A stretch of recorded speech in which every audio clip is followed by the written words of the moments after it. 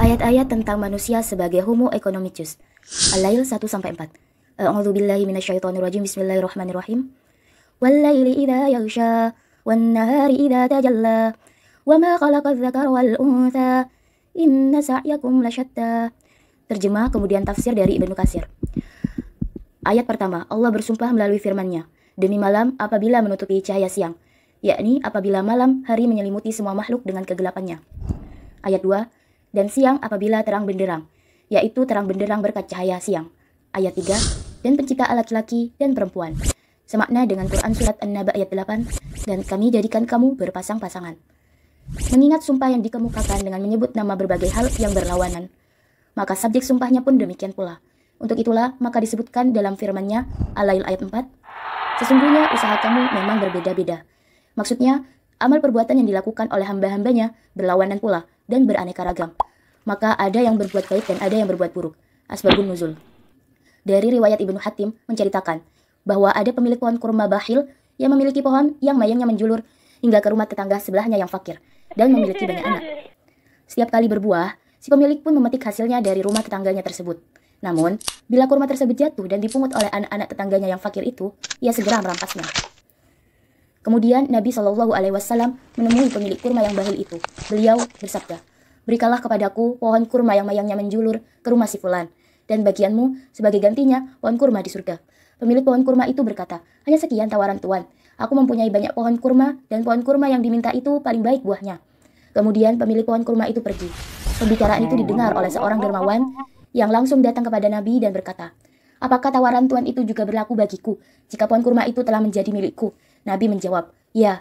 Singkat cerita, si dermawan itu sanggup membeli lebih dari 40 pohon kurma di kebun tersebut untuk diberikannya kepada orang fakir. Kemudian turun seluruh surah Al-Lail. Al-Hadis, haddatsana Adam haddatsana Su'ba an A'mashi qala sami'tu Sa'ad ibn Ubaidah yuhaddits an Abdi Rahman Sulami an Ali radhiyallahu an qala kana an-nabiy sallallahu alaihi wasallam fi janazati fa akhadha shay'a faja'ala yanqutu bihi al-ard faqala ma minkum min ahadin illa wa qad kutiba maq'aduhu minan nar wa maq'aduhu minal jannah. Qalu, ya Rasulullah, afala nattakilu ala kitabina wa nada'ul amal? Qala, i'malu fa kullu muyassaru lima khuliqalah. Amma man kana min ahli sa'adah fayuyassaru li amali ahli sa'adah, wa amma man kana min ahli syaqa fayuyassaru li amali ahli syaqa. Terjemah hadis, telah menceritakan kepada kami Adam, telah menceritakan kepada kami Syu'bah dari Al-A'mashi, ia berkata, aku mendengar Sa'ad bin Ubaidah menceritakan dari Abu Abdurrahman As-Sulami, dari Ali radhiyallahu an, ia berkata, suatu ketika Rasulullah Shallallahu Alaihi Wasallam berada dalam rombongan pelayat jenazah. Lalu beliau mengambil sesuatu dan memukulkannya ke tanah. Kemudian beliau bersabda, tidak ada seorang pun kecuali tempat duduknya telah ditulis di neraka dan tempat duduknya di surga. Para sahabat bertanya, wahai Rasulullah, kalau begitu bagaimana bila kita bertawakal saja terhadap takdir kita tanpa beramal? Beliau menjawab, beramallah kalian, karena setiap orang akan dimudahkan kepada yang dicipta baginya. Barang siapa yang dicipta sebagai ahli sa'adah, penduduk surga, maka ia akan dimudahkan untuk mengamalkan amalan ahli sa'adah.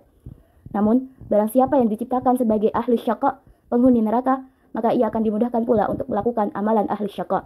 Hadis Sahih Bukhari nomor 4568. Adapun mata rantai sanad dari hadis ini, yakni Adam, kemudian Syu'bah, kemudian Al-A'mashi, kemudian Sa'ad bin Ubaidah, kemudian Abu Abdurrahman As-Sulami, kemudian Ali radhiyallahu anhu. Ini adalah Sayyidina Ali bin Abi Thalib. Lalu status dari hadis ini adalah sahih. Relevansi dalil terhadap manusia sebagai makhluk ekonomi. Manusia sebagai makhluk hidup tentu memerlukan berbagai kebutuhan untuk sandang, papan, dan pangan. Untuk memperolehnya, manusia perlu berinteraksi dengan orang lain. Sebagaimana disebutkan pada dalil, kegiatan manusia beraneka ragam, satu sama lain tentu berbeda, sesuai kadar kemampuan masing-masing. Menurut Priyono, sekurang-kurangnya ada 3 cara agar kebutuhan itu dapat dipenuhi. 1. Merampas, 2. Meminta, atau 3. Saling menukar barang dan jasa.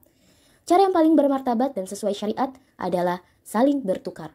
Dari situ tercipta berlaksa-laksa transaksi atau pertukaran.